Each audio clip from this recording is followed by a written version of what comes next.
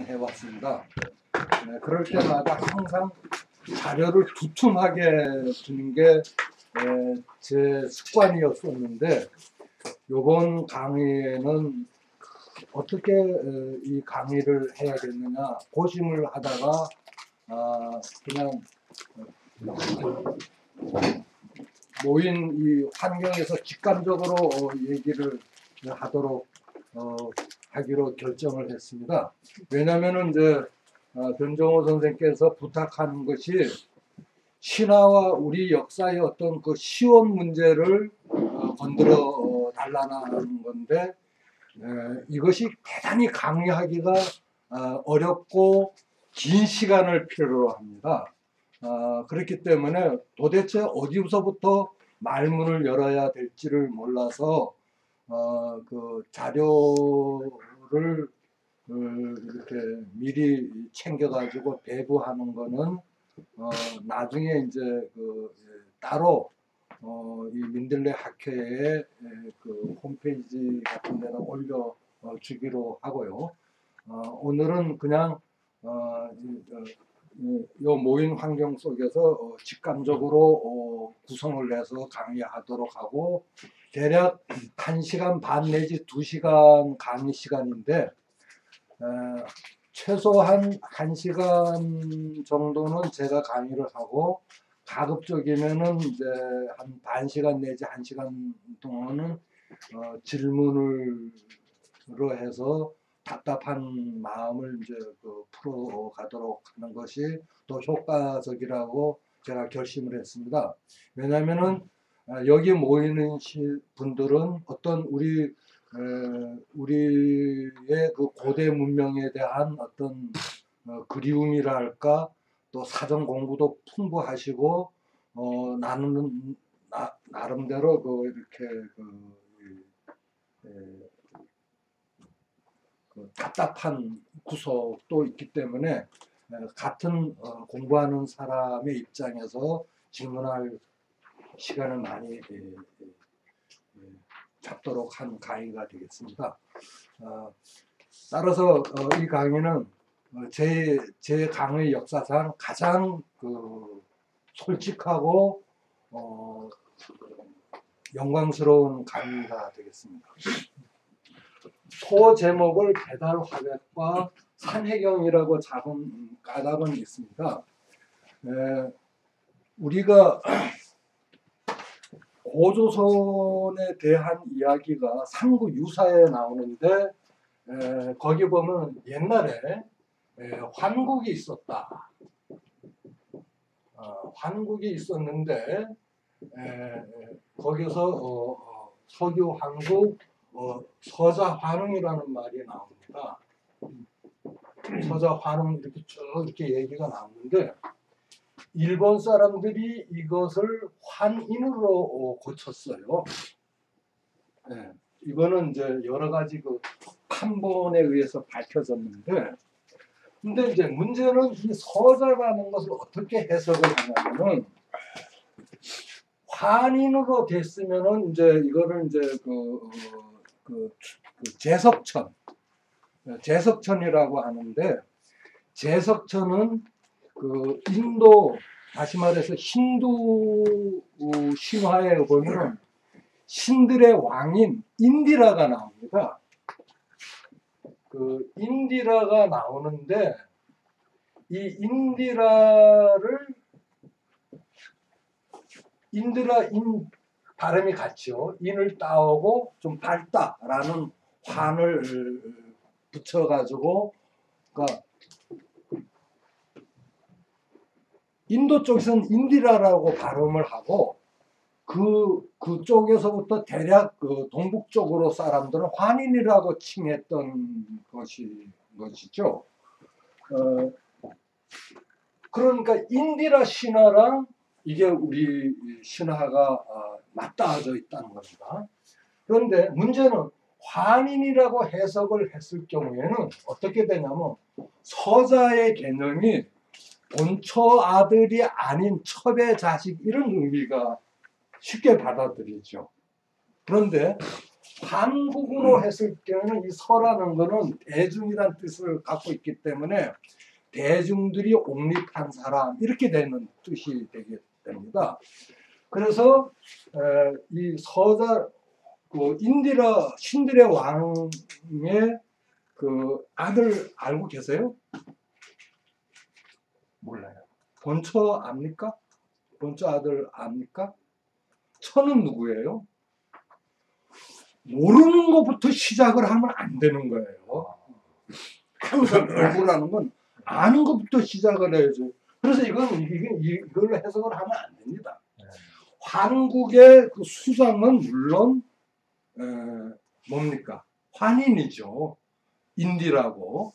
그런데 이거는 한국에서 그 서자로 무대중이 옹립한 가운데 환웅이라는 사람이 있다라고 얘기를 쭉 이렇게 시작이 됩니다. 했는데 이제 거기 한참 하다가 보면은 어떤 얘기가 나오냐면은 그 하루는 호랑이하고 범하고 곰이 인간이 되기를 원해 가지고 어떤 굴로 들어가 가지고 마늘하고 쑥을 먹고 37일, 21일을 견뎌 가지고 여자로 됐다라는 얘기가 나옵니다. 그래서 결혼을 해서 당근 왕검을 낳았다라는 얘기가 됩니다. 그런데 이제 여기서 우리가 이게 그러면 어떤 사람들은 뭐라고 얘기를 하냐?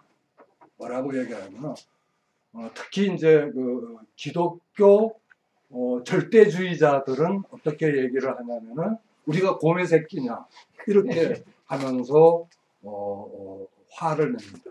그런데 이거는 곰에 대한 신화를 너무 몰라요.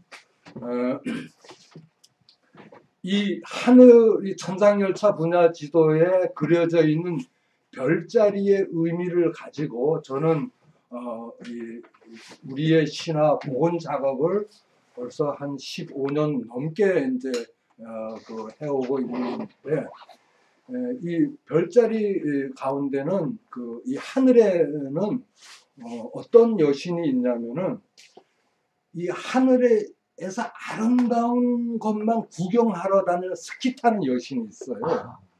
그걸 그림 그리는 곰이라고 해서 화웅 여신이라고 하는데 이 사람은 이 그 수상 스키 뭐 그다음에 이 그 설상 스키 다 타시는데 쫙 타고 다니면서 그 아름다운 것을 다 이렇게 기억을 해가지고 이 북두칠성이 이렇게 있으면은 요 옆에 보면은 이 문창성이라고 있습니다. 문창성 이게 일종의 물 동아리인데 여기다가 이 이렇게 그림을 그려요. 그러면은 황금독설이 그 인도나 이 태국 이쪽 지방에서는 가루다라고 하는 그 신이 저걸 들고 이걸 어디다 부르냐면은 황금 말뚝이라는 게 있습니다. 황금 말뚝이라는 건 뭐냐면은 북극해에서 보이지 않는 거대한 기둥이 있는데 그것이 이제 오늘날 말하면 오라 빛깔이 나는 거죠. 그걸 황금 말뚝이라고 북극 주변에 있는 이 민족들은 다 그렇게 얘기를 해요. 황금 말뚝이. 가령 예를 들면은 그 여진 사람들, 여진의 조상은 말갈이고 말갈의 조상은 숙신이거든요. 숙신 사람들은 이제 북극 그 캄차카 반도에서부터 그 서쪽으로 주로 있었는데 이 사람들은 나중에 와가지고 그 애신 강나라고 했는데 어떤 사람들은 뭐 신라를 사랑해가지고 이것을 나라에 잊지 않게 한다는 게 순엉터리고 그 아이신 케레 그러니까 강나가 케레라는 발음이 나고 우리말 결례랑 같은 말입니다. 약간 사투리죠. 여진 사투리고. 그래서 이게 금결례다. 이건 황금말뚝 결례라는 뜻입니다. 그래서 이 황금말뚝이 북두칠성이 한 바퀴 도는 것을 별자리 가운데서 자미원이라고 하는데, 이 자미원을 떠받치고 있다 이렇게 믿었는데, 거기다 이렇게 확 붙는 거죠. 그러면은 이게 굉장히 아름답게 이 오라가 색깔이 나옵니다. 그러면은 이 황웅 여신께서 이 스키를 타고 쫙 그냥 지상으로 내려오면서 워낙 추우니까 이게 털이 나와가지고 이게 백곰으로 변해가지고 탁 보면서 이렇게 저거 내가 그린 작품이지만 너무나 아름답다라고 한참 본다는 거예요. 왜 이런 말씀을 드리냐면은 동물학자들한테 물어보면 말이죠. 동물이 예술적 가능이 있느냐 없느냐라고 물어보면은 동물학자들 한참 생각하다가 곰을 보면은 가능성이 있다 이렇게 얘기합니다. 곰은 황혼이 아름답거나 혹은 오라가 아름다우면은 30분, 40분 쳐다봐요. 사람은요, 웬만한 사람은 그렇게 오래 못 쳐다봐요. 그래서 우리는 곰의 자손이라고 얘기를 하는 것은 무슨 얘기냐면 우리는 예술적 가능을 이해하는 민족이다라는 뜻인 거예요. 이것이 신화적인 신화적인 상식이라고 얘기를 하는 겁니다. 그러니까 신화를 연구를 하려면은 세계에 흩어져 있는 그 신화적인 모티브가 의미하는 곰 인간이 무엇을 의미를 하느냐를 신화적으로 이렇게 받아들여야 되는 것이지, 곰이라면은 그냥 이 과학적인 이 동물 곰만 보고 신화의 곰하고는 단절된 상태에서 우리는 곰의 자손이냐 이렇게 얘기를 하는 건 이거는 반칙인 것이죠. 신화학 입장에서 보면서. 그런데 아무튼 이 환웅이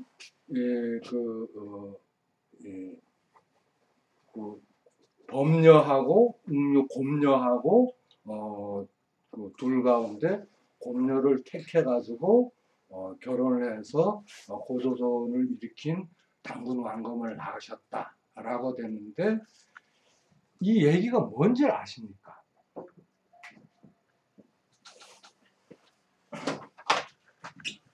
인류 역사상에서 이 역사와 신화를 가르는 기준이 뭐냐면 문자가 있었느냐라고 따져요. 문자가 있는 시기는 역사 시대다. 문자가 없는 시대는 신화 시대다, 삼국 시대다 이렇게 얘기하는데, 이거는 잘못된 분류예요.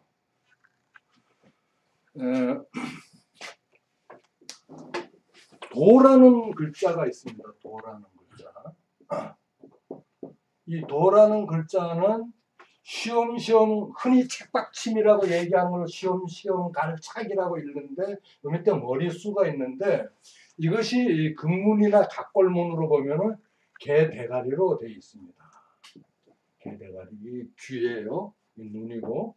그래서 이 개 대가리를 이렇게 부구를 만들어 가지고 공중에 헬륨가스 같은 걸 넣어 가지고 이렇게 들고 가면은 사람들이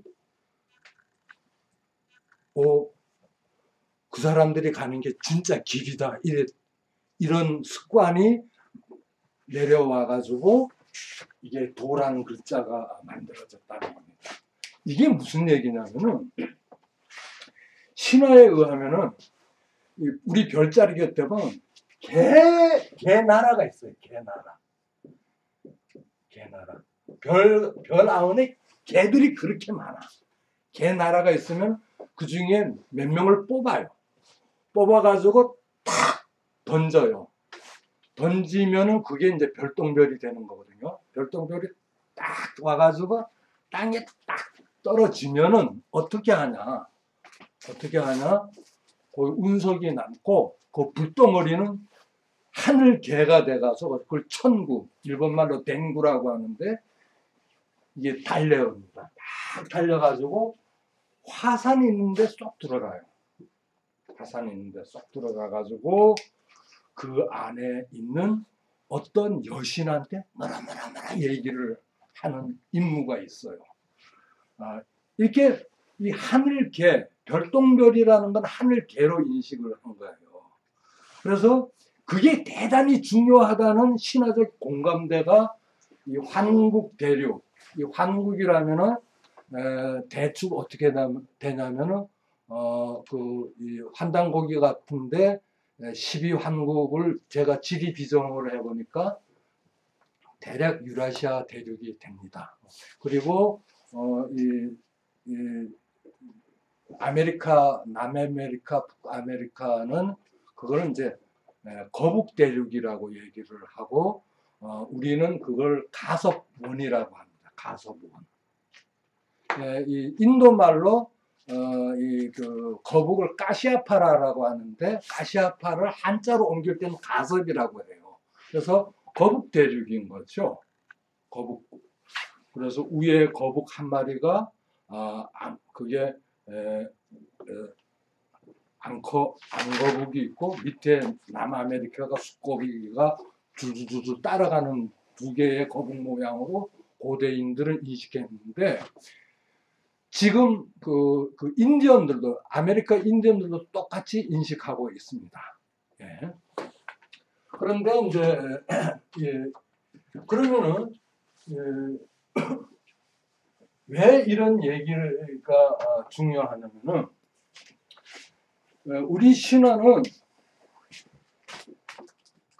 이게 여진인들한테 주로 많이 남아 있는데 그 여진인들이라는 것들은 어떻게 얘기하냐면 우리는 마고라고 얘기를 하고 그 다음에 그 여진들은 하늘을 아부카라고 하는데 아부카 허허라고 얘기를 합니다. 허허는 존칭 어미예요.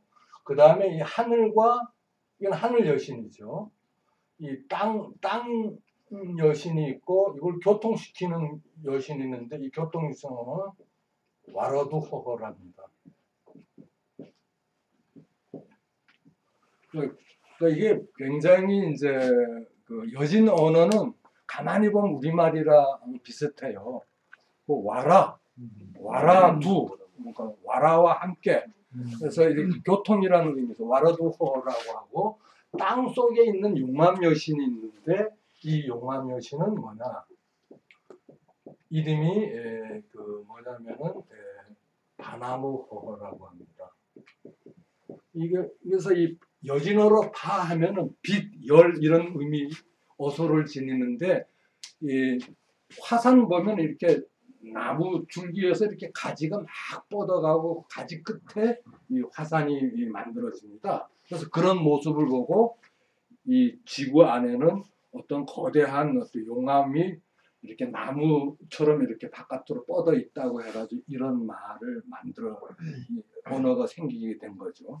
이 바나무 호호가 있는데 어떤 중요한 신이나 생명체를 만들 때는 이 세 신이 합동을 해서 만들어냅니다. 만들어내는데 우리 신화는 이 마고가 다리를 도동하고 올려요. 이 도동은 동도라고도 얘기를 하는데 쉽게 해서 북치는 소리가 도동하는 거예요. 이게 마고의 오른발입니다. 도동하고 올라가는 거죠.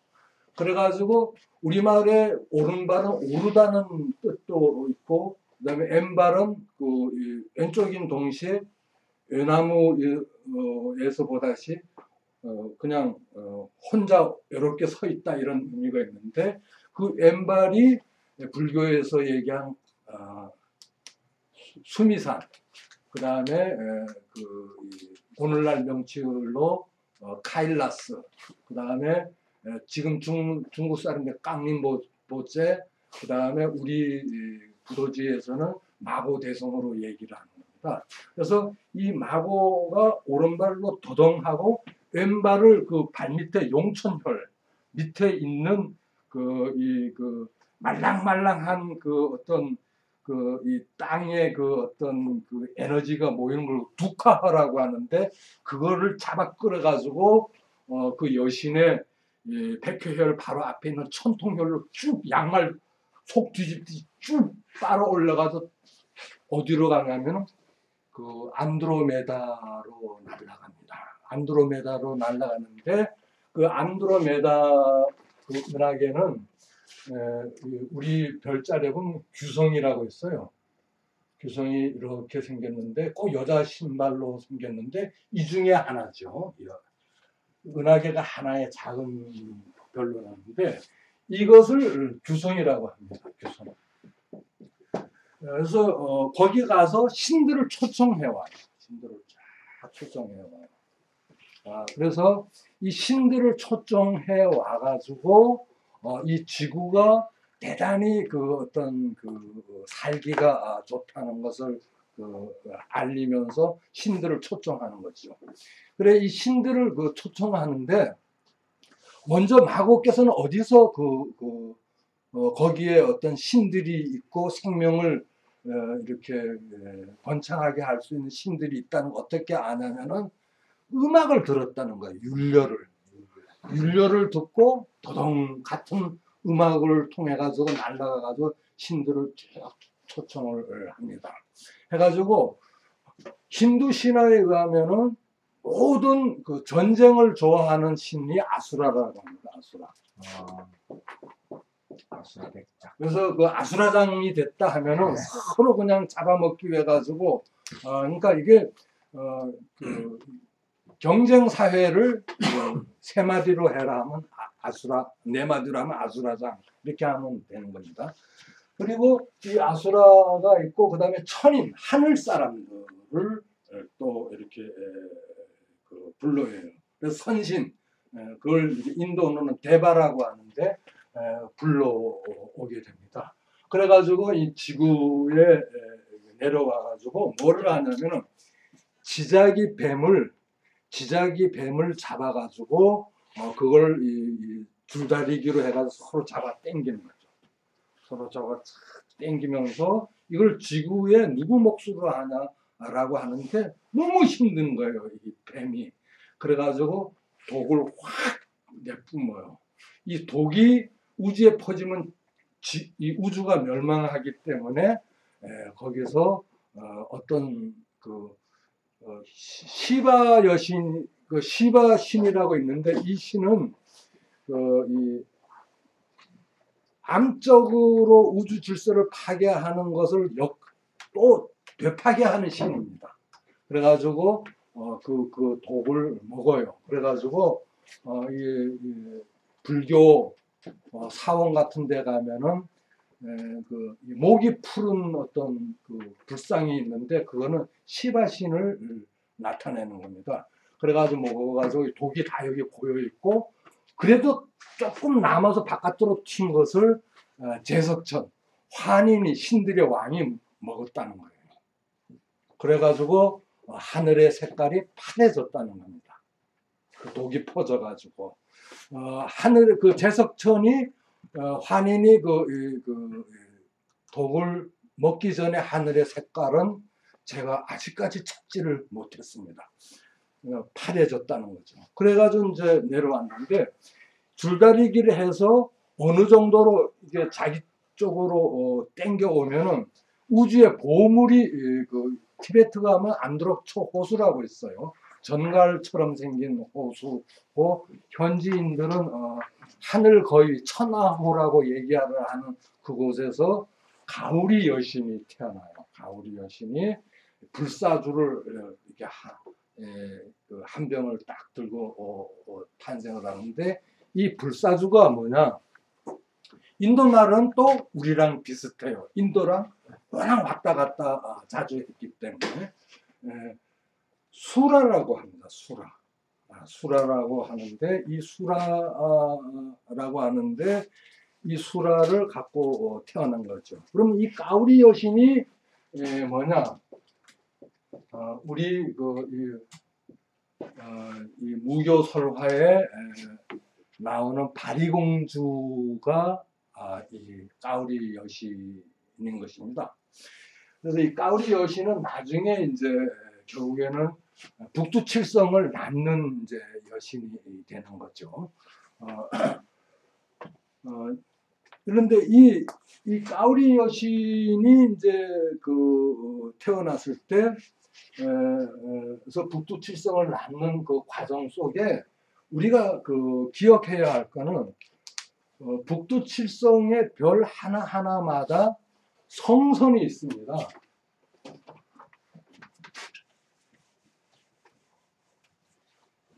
성스러운 신선이라는 뜻이죠. 성선이 있는데 이것을 인도말로 리시라고 해요. 그 다음에 우리 조선 왕조실록에 의하면 이 성선의 부인이 있는데 우리는 왕조실록에 있는 걸 그대로 얘기를 하는 나태녀라고 하는데 이거는 크게 망라해 드리는 여인이다 이런 뜻인데 이것은 끄리띠까라고 합니다. 인도말로.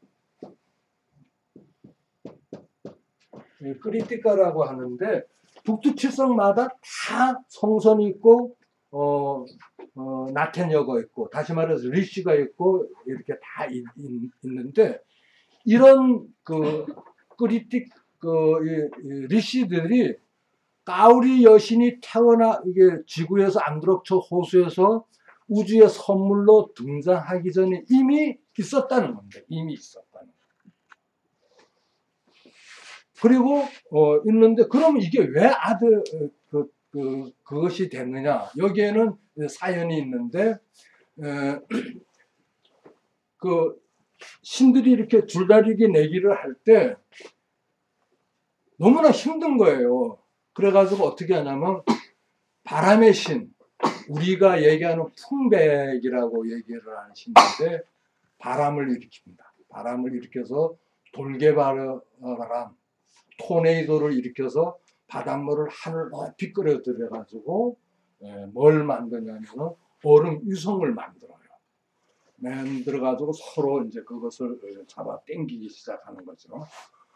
그런데 그런데 하다가 그 당시에 신들은 이상하게 여자 신들이 좀 부족했어요.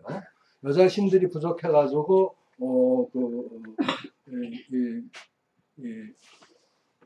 우리 지구의 세 자매신 와라두호호하고 마고하고 바나무호호가 어떻게 하냐면 이 합작을 해가지고 뭘 만들려고 하냐면은 여왕개미처럼 여왕벌처럼 여신들을 대량으로 낳는 신을 만들려고 했어요. 그래가지고 이제 그걸 만들었는데 그것이 오친여신입니다. 오친여신. 이거는 이제 만주 여진. 여진은 우리랑 너무 친해요. 너무 친해요. 고구려 때 이미 흡수를 완전히 되고 이 고려 조선 때까지 계속 이 조선 안에 있었던 부족인데 이 오친여선을 만드는데 그래서 이 마고 다시 말해서 아부카허는 이 하늘 여신 되는 선한 성품을 주고 그다음에 이 소통하는 능력, 우주와 소통하는 능력은 와르두호호가 주는데 이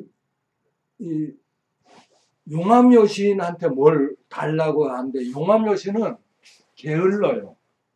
용암 여신이 막 움직이면 어떻게 되면 화산이 폭발하는 겁니다.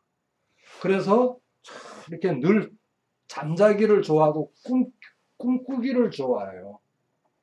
그래서 용암 여신이 꿈꾸는 그 기본 바탕 위에서 우리들이 그 꿈을 꾸고 있는 거예요. 그래가지고 그 꿈을 꾸고 있고 하늘의 개들이 별똥별로 떨어져 가지고 화산으로 들어가는 이유는 뭐냐면은 들어가가지고 이런 꿈을 좀 꿔달라 하고 꿈의 모티브를 전달하러 그 화산으로 들어가는 겁니다. 그런데 이제 그래서 꿈꾸는데 자꾸 뭘 만들려고 깨우니까 짜증이 내가지고 용암 가운데 가장 뜨거운 돌 2개를 던지는 거예요. 그래가지고 하나는 여기 뿔로 붙고 하나는 이제 그 여진어로 소소라고 하고 이게 오늘날 말하면 남성기가 이렇게 밑에 붙어요. 상투하고 하투가 다 붙게 된 거죠. 그렇게 해가지고 형성된 게 마왕 예루리인 거예요. 예루리. 그래서 원래 여신인데 여성기가 있고 이 남성기가 붙어가지고 자기 스스로 섹스를 해서 자기 증식하는 거죠. 마의 본질은 자기 증식성에 있는 거예요. 암적인 존재가 만들어진 거예요. 그래가지고 이렇게 됐는데 우리 그 신화에 보면은 운사라고 나옵니다. 운사, 구름사. 이 운사는 뭐냐면 운사는 이제 존칭이고요. 이 사람은 이제 검단 선생입니다. 신화에서는 검단. 이게 갑자기 다음이 생각 안 나나. 이 검단 선생인데 이 검단 선생은 뭐냐면은 우리 그 고조선 유물 가운데 흔히들 비파형동검이라고 얘기를 하는데 원래의 명칭은 중려지검이죠.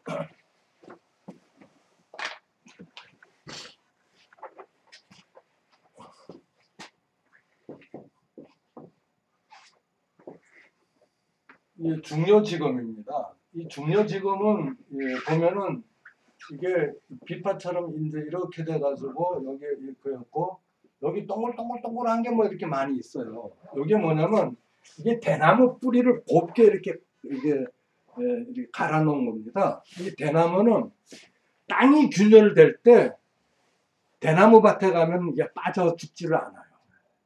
그래서 이 중려지검은 땅이 아무리 갈라져도 네트워킹하는 그 힘을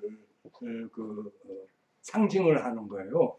그래서 고구려 역사에 보면은 왕족을 처단할 수가 있는 조이가 사용하는 검이 중려지검입니다. 잘못을 할 때 치는데 그래서 대나무가 이 여자는 원래는 이 등뼈하고 여기 이 가슴뼈 가운데 있는 2개를 이제 연결하다라는 의미에서 되는데 그 춘향자연에 보면 이몽룡하고 춘향이가 키스하려 이렇게 이제 뽀뽀하려 이렇게 돼 있죠. 하여튼 2세계를 연결하는 건데 이 대나무가 그런 역할을 한다는 것이 굉장히 그 신물 중에 하나입니다. 근데 이거는 원래는 이 검단 선생이 갖고 있는데 이걸로 하늘을 딱 가리키면은 쫙 번개가 하늘 위로 가는 겁니다. 이런 신화도 전 세계에 여기밖에 없는 거예요. 대개 그리스 신화에서부터 그게 유명해졌는데 제우스가 번개를 하늘에서 밑으로 친다라고 얘기가 되어 있죠. 그런데 우리는 번개가 아래에서 위로 올라가는 겁니다. 그래서 번개를 뜻하는 게 어떻습니까? 이게 주역을 아시는 분은 이렇게 돼 있죠. 이게 음이고 이게 양인데 이 양 하나가 2개를 이겨낼 만큼 강하단 말이에요. 그래서 이렇게 쳐 올라가는 거예요. 이건 검단 선생이 우레를 뜻하는 겁니다. 그래서 이렇게 하면은 이 손이 발이 거북인데 이 거북이 손이 발이 3개인 삼족구라는 게 산해경에 나오는데 얘들 육형제가 쫙 이렇게 올라가 가지고 번개 칠 수가 있는 그 주변을 이렇게 에워쌉니다. 에워싸면 안에서 꽝 흩어지면은 그 거북이들은 가루가 돼가지고 물속에 떨어지면은 점점점 또 그런 거북들이 많이 이렇게 생기고 이렇게 해가지고 이거를 이제 다 이렇게 삼족구가 점점 많이 생기고 그러니까 검단 선생이 운사가 지구 어두운 곳에서든지 번개를 칠 수가 있게 이렇게 되는 겁니다. 그래서 이런 이제 그 운사 검단 선생이 있었는데 마왕이 어떤 그 생각을 하냐면은 이 하늘이 그 하늘에 이 꽃밭이 있어요. 꽃밭이 있는데 그 이 꽃밭에서 이 마왕 루러리 혹은 레룰이라고 하는 사람이 이 꽃밭 과수원 이런 거를 전부 다 황폐화하기 위해 가지고 이제 자기 증식된 이 마군들을 다 잡아먹습니다. 다 잡아먹어가지고 그 열을 내는 뿔만 남아있는 거예요. 그러니까 황폐화가 다 되게 만들었어요. 그래가지고 이거를 이렇게 다시 이렇게 없애려면은 검단 선생을 불러들일 수밖에 없는 거예요.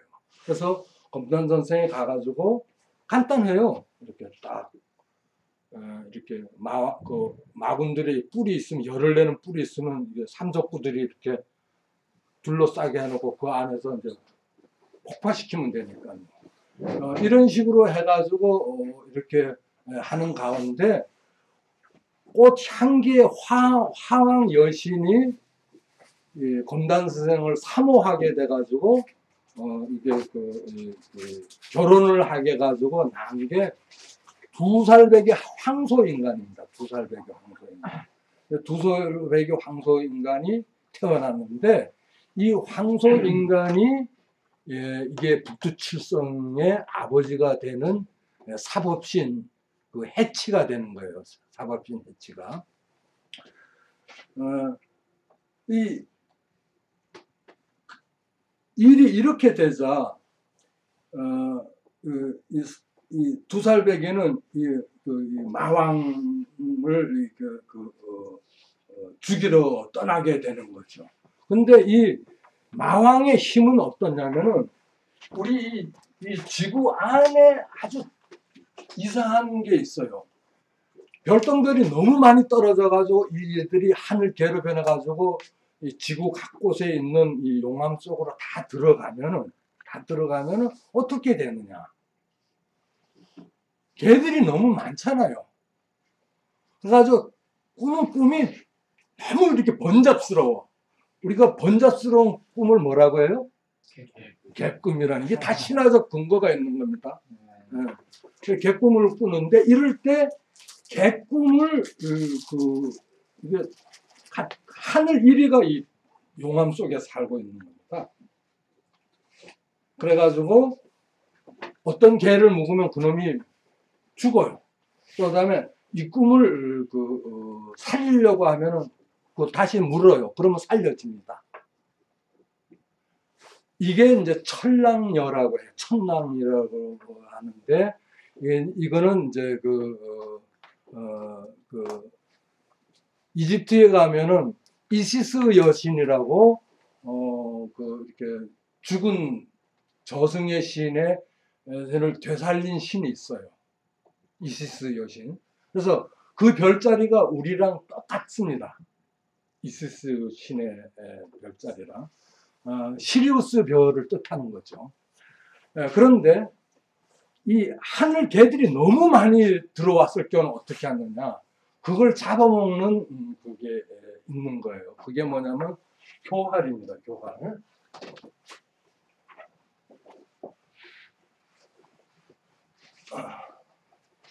이 교활이라는 것도 이거 신화적인 짐승인데 이제 이렇게 교활인데 이 교활이라는 거는 이 고양이 정도 크기예요. 그래가지고 호랑이 앞에서 놀립니다. 날 잡아먹어라.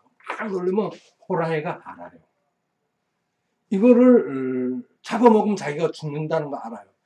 근데 악착같이 약을 올려가지고 탁 잡아먹혀요. 잡아먹히는 순간에 몸이 굉장히 작아져가지고 호두알 정도로 돼가지고 호랑이 뱃속에 들어가서 되파먹어서 쭉 빨아들여가지고 그 껍질만 낸 거 다 먹어버리는 거예요. 이걸 교활, 얼마나 교활을 합니까? 그래서 이걸 교활이라고 하는데, 이 예루리가 만들 때는 뭘로 만들어졌냐면은 교활화가 몸속에 있는 거예요. 그래서 이 마왕이 만들 때는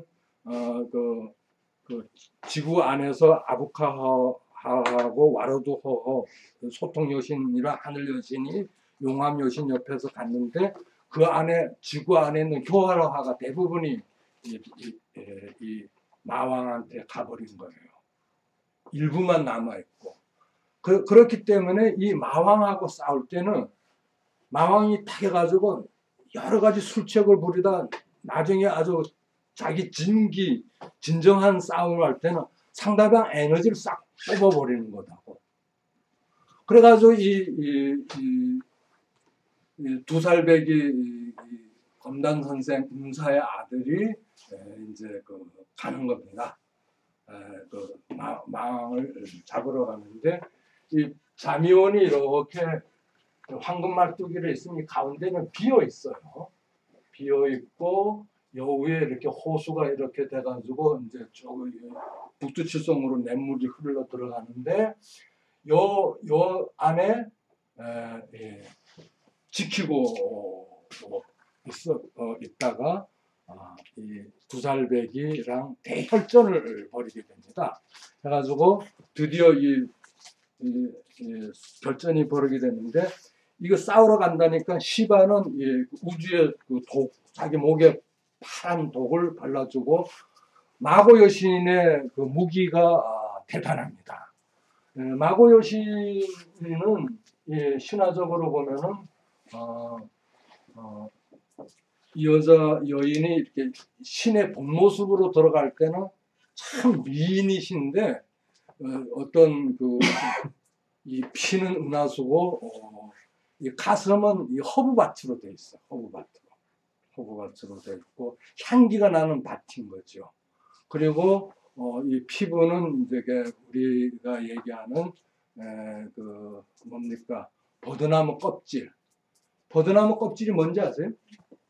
아스피린 원료입니다. 그래서 그러니까 치유의 피부와 어떤 우주의 옛날 사람들은 은하수가 물이라고 생각을 했어요. 그래서 은하수 이런데, 이 여신은 가슴 속에 내가 왜 사랑의 신인데도 마왕하고 계속 싸워야 되느냐고 늘 눈물을 흘려요. 그게 뭐냐면은 고슴도치 신입니다.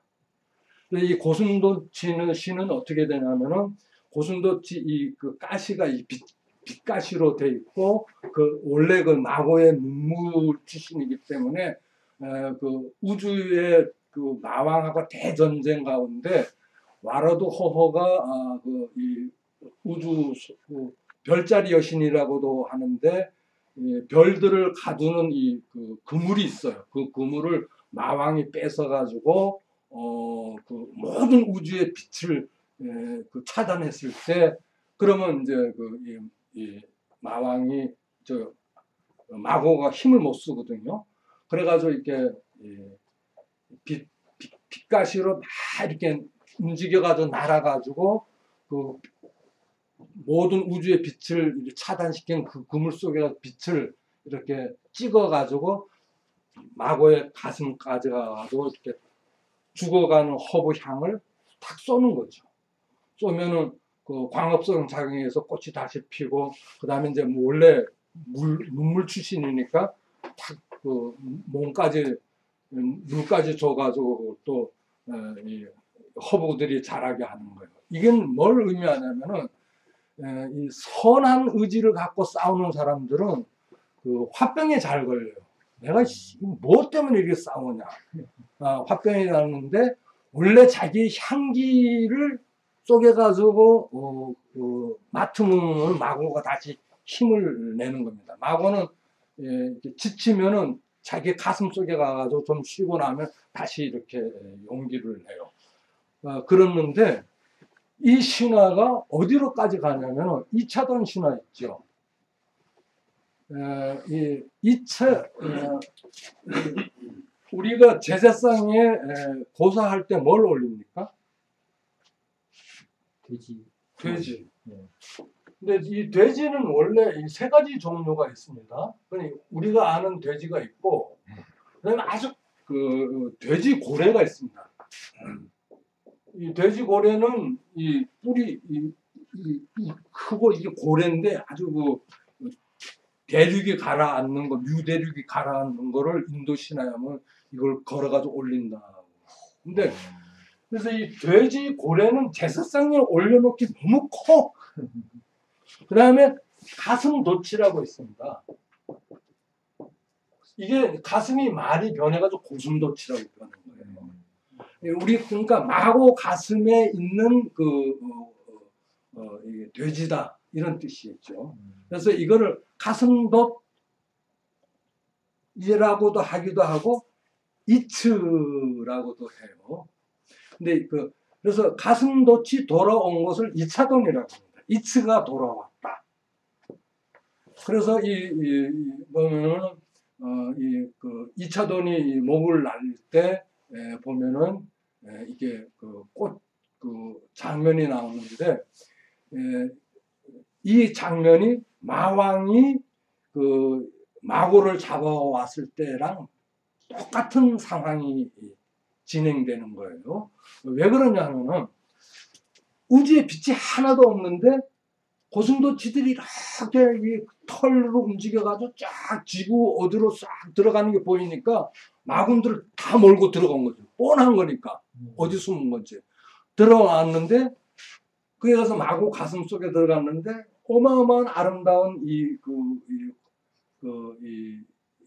허브들이 쭉 있는데 마군들도 너무나 이게 꽃이 아름다우니까 냄새를 맡으려고 이렇게 꽃가지를 하나씩 꺾어가지고 냄새를 맡고 있는데 갑자기 이 꽃이 흩어지면서 빛고슴도치로 변하면서 이렇게 빛을 발차를 해가지고 이 마군들의 눈을 찌르는 거예요.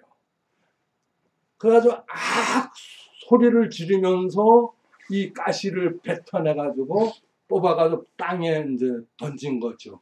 그게 그 소나무라는 얘기 아닙니까? 소나무가 그렇게 형성된 거거든요. 그리고 마고는 그 소리에 놀래가지고 도망을 갔다는 거죠. 그래서 이차돈의 이 설화는 우리 신화에 아주 원초랑 다 있는 겁니다. 그래서 마고의 가슴을 지키는 고슴도치 이제 여신들이 마고 가슴에서는 여우를 이루어가지고 막 됐다가 꽃으로 변했다가 막 이리면서 마고 가슴을 지켜요. 그런데 마고가 진짜 이 마왕하고 싸울 때는 마고의 때입니다. 마고의 때. 마고의 때를 잠깐 긁어가지고 탁 젖으면 이게 사랑을 위한 노동을 상징을 하기 때문에 이게 딱 받으면 부글부글 이렇게 끓어요. 썩어요. 마왕의 몸이. 그래가지고 굉장히 어렵습니다. 그래가지고 마고 두살배기가 이 마왕하고 싸울 때 이 뿔에다가 마고도 여기다 자기 때를 이렇게 딱 발라줍니다. 그래가지고 이제 드디어 결투의 날에 탕 서로가 박은 거예요. 서로가 박은 거예요. 그러니까 이렇게 받고 이 마왕은 아주 교활해가지고 모가지를 길게 빼가지고 등을 확 박고 우리 두살배기 황소인간은 그냥 박은 거예요. 박았는데 어머니가 이 꽃향기의 여왕이기 때문에 교활하러 에너지를 쫙 빼버 먹으려고 하는데 이 향기는 나무는 발이 없거든요. 향기로 초청을 하는 겁니다. 벌이나 나비 같은 거를. 그래서 바깥으로 향기는 탁 퍼지는 습관이 있어가지고 뻥 터진 거예요. 그래가지고 이 소 가죽들이 8개로 나누어졌는데 쭉 무거운 게 붙어 있는 뼈 같은 게 붙어 있는 거는 이 황금말도 가운데로 쭉 떨어지고 이 나머지 7개는 북두칠성에 가가지고 거기 있는 리시들을 딱 에워싼 겁니다. 그래가지고 이 리시들이 아버지 몸에서 이걸 아버지 가죽을 뚫고 나왔으니까 아버지로 인식하게 되는 것이죠. 그래서 그리고 그러면은 이 나머지 하나 무거운 건 열리 떨어지는데 여기에 시바가 와가지고 시바를 우리는 우리 무속 설화에는 뭐라고 하나 황금산이라고 합니다. 그러니까 황금 말뚝에 있는 녀석 이런 뜻이죠. 여기에다가 공사를 한 거예요. 그래가지고 맨 위층에다가는 그 사법신 인도의 사람들은 바루나라고 하는 것이 조각돼 있고 그 밑에는 해치 저게 우리 그 해태라고 흔히들 얘기하는 그것이 그랬고 그 이제 또 중간에는 물속에 보면 물속에서 사는 범이 있습니다. 그래서 뿔범이라고 물뿔범이라고 물속에 있는 나쁜 이 괴물들이 있으면 뿔을 이렇게 딱 내밀면 딱 정지해요. 정지를 하지 않으면 가서 이렇게 즉결 처분을 하고 정지를 하면은 재판을 하게 하는 그런 건데 하여튼 그런 게 몸에 다 이렇게 찍히면서 내려왔을 때 거기서 이 까우리 여신이 그 수라 다시 말해서 불사주를 부어가지고 사법신 바루나를 만든 거예요. 이 사법신을 중국 도교에서는 옥황상제라고 합니다. 옥황상제. 그래서 옥황상제의 사법신 바루나 우리는 해치라고 흔히들 얘기를 하고 물 속에 있는 이 장승에 대해서 무장승이라고도 표현하죠. 이렇게 해가지고 이렇게 이제 태어난 거죠. 그래서 북두칠성이 볼 때에 어떻게 생각을 하냐면은 저 우리 아버지는 맞다. 그런데 옆에 있는 여인은 애인 정도지 어머니로 생각을 안 했어요. 어머니로 생각을 안 했는데 마왕은 이때 어떻게 하냐면은 이 지구 위에서 계속 이 줄다리기를 하고 있는 이게 꼴보기 싫은 거예요. 점점 그 눈이 맞아가지고 여자들이 이렇게 하면서 인류가 번성해 나가니 꼴보기 싫어가지고 이 바람의 신 바유한테 그 사주해가지고 네가 힘이 세니까 다 날려보내라 해가지고 계속 바람을 내게 불게 됩니다. 그래가지고 이 얼음 위성에 있는 사람들이 살려고 뭐 넝쿨 같은 걸 잡고 그 다음에 다른 그 사람의 이 다리를 잡고 이렇게 다 이렇게 있는 건데 점차 이렇게 그 원숭이로 변해가는 겁니다. 이 원숭이로 변하기 전에는 이게 얼음 위성들이 많아가지고 사람들이 이 지구의 인력이 상대적으로 작아가지고 점프를 하면은 다른 위성으로 왔다 갔다 이렇게 날아다녔다는 그런 시대였던 거죠. 그래서 얼음 그 위성 속에서 바람이 계속 부으니까 어떻게 됐냐면은 이 원숭이로 변해가는데 원숭이들은 대부분 차버렸어요. 다른 원숭이들이 잡으니까 자기가 떨어질까봐 우주의 미아가 될까봐 다 차버리는 거예요. 그런데 우리 손오공의 모태가 되는 게 인도에서 뭐라고 하는지 아십니까? 인도에서 하누만 같은 거는 계속 붙잡아라 해가지고 그런 원숭이들도 있고 대부분의 원숭이들은 이렇게 날려버리는 겁니다. 이때 이 까우리 여신이 그 바람의 신을 잡으러 가는 거예요.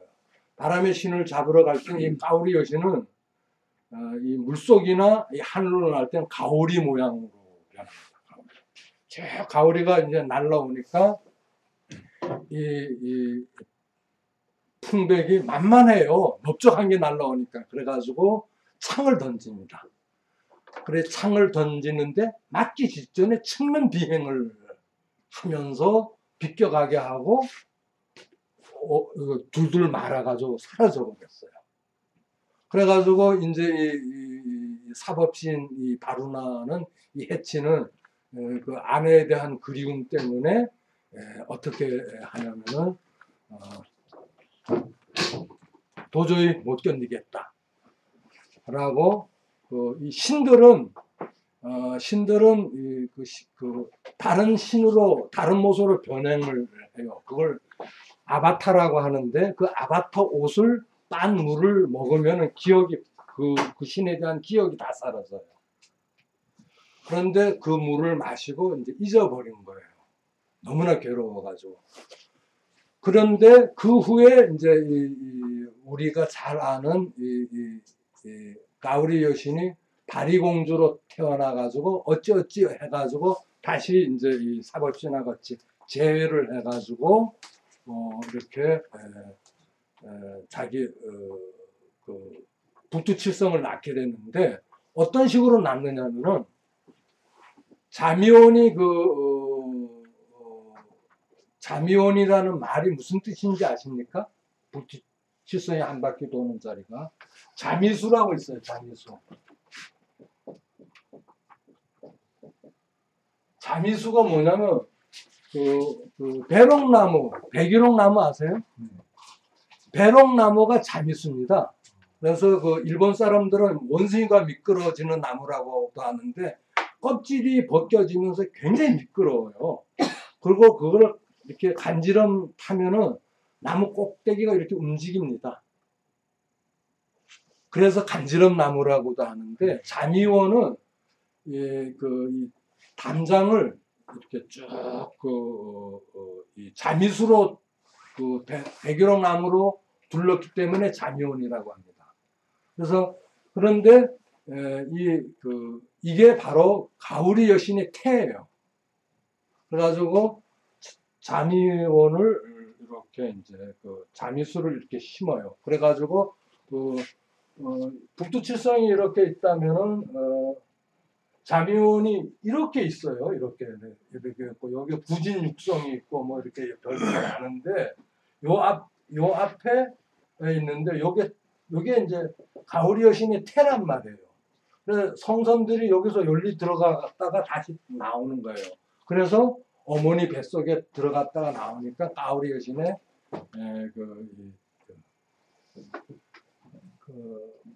자식이 된 거죠. 근데 이렇게 해서 우리 북두칠성이 사법신과 가오리 여신의 이제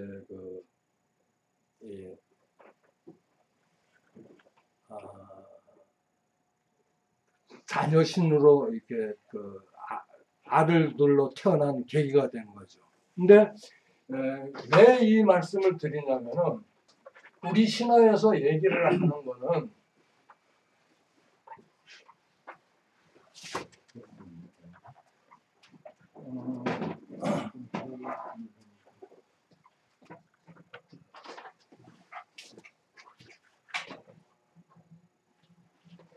북두칠성에서 하늘의 호수에서 배달 화백을 한다고 믿었어요. 화백회의를 해가지고 통합을 된다는데 실제로 이걸 조선조까지 이 회의를 했습니다.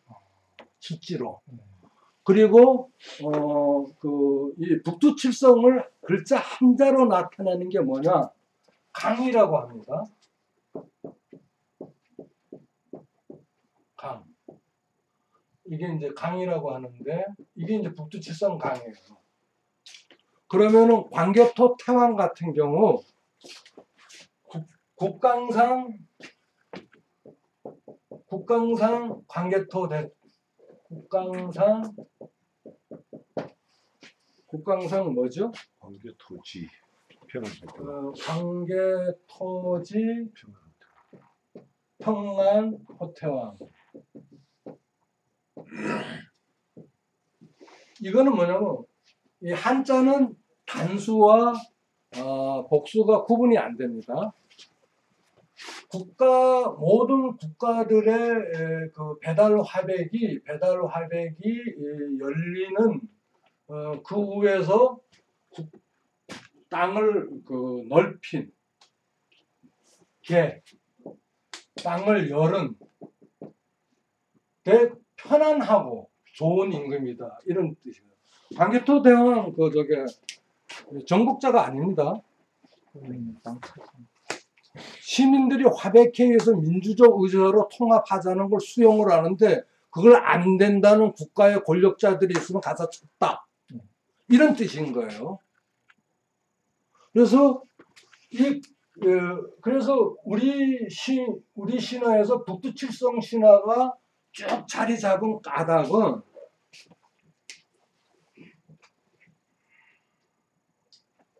국가에 갇힌 민주주의가 아니라 국가를 넘어서서 우주와 이 세계를 통합할 수 있는 권한이 있다는 얘기를 하는 겁니다.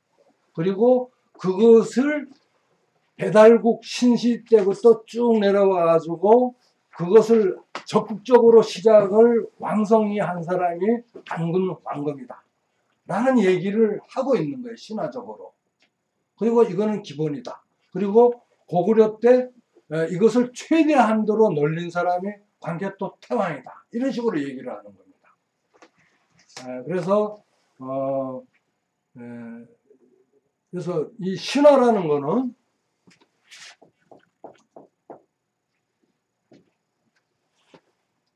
어떤 문명 신화는 절대로 가짜가 아니라는 거죠. 일본 사람들이 와가지고 고조선은 신화다라고 얘기하는데 그 의미는 고조선의 신화를 얘기를 한 게 아니라 고조선이 가짜라는 얘기를 한 거예요. 역사가 아니다. 고조선은 역사가 없고 고조선은 근데 인류 역사상에 역사가 1500년 이상만 되면은 신화가 반드시 있습니다.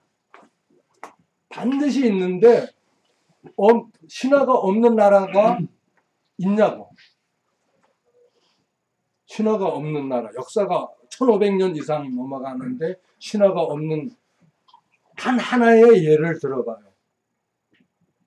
가령 이제 아메리카의 남아메리카 뭐 어떤 이상한 피라미드 같은 게 있는데 거기에도 신화는 있다고. 근데 왜 우리 고조선은 없냐는 거예요. 없긴 뭐 있어? 다 있다고. 단지 신화로 이것을 재구성하는 사람이 없었고 그것을 역사와 관련성에서 음미해보지 않았다는 것뿐이죠. 그렇지 않습니까? 그런데 그래서 우리는 이 신화는 문명의 초석으로 알아야 되고 우리는 이 신화가 문명과 역사의 모태가 된다는 얘기예요. 모태가. 그래서 모태 없이 어떻게 역사를 재구할 수가 있겠느냐. 여러분들은 혹시 굿쟁이들이 얘기할 때 아싸 까우리 이런 말 하는 거 들어보신 적 있을 거예요. 이게 신에 대한 감탄사 가운데 신나는 감탄사는 별로 없어요. 할렐루야 이런 건 있지만 그건 뜻이 뭡니까? 여호와 안 들어간다고. 근데 오직 여기만 아싸가 들어가요. 아싸. 아싸 까우리. 그러니까 왜냐면 까우리 여신은 우주로 미아로 이렇게 가는 인류를 가는 것을 마왕을 풍백을 잡으러 간 거거든요. 그래서 이제 풍백이 잡혀와 가지고 오히려 이제 정반대로 인품이 변하게 돼요. 그래가지고 그게 이제 바람이라는 우리 마음 속에서 바라는 쪽으로 마음의 바람을 일으키는 그 신으로 변모하게 되는데 그게 까우리 여신이 잡아다가 침을 놔가지고 고친 거예요. 그래가지고 그게 이제 퉁배인 거거든요. 그래서 우리는 이런 면에서 우리의 신화로서 당당하게 우리의 역사를 얘기를 할 필요가 있다는 거죠. 그래서 약속대로 요 정도로만 말씀을 하고 벌써 1시간이 지났습니다. 1시간 5분 있습니다. 네, 그래서 한 5분만 쉬고